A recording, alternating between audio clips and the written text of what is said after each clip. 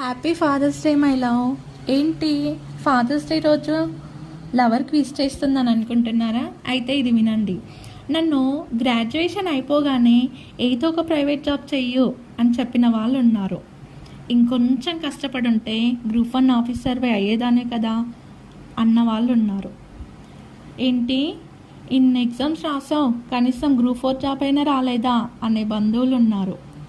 డిగ్రీలు పీజీలు చేసి కూడా ఇంకా ఖాళీగానే ఉన్నావు అనే కుటుంబ సభ్యులు ఉన్నారు.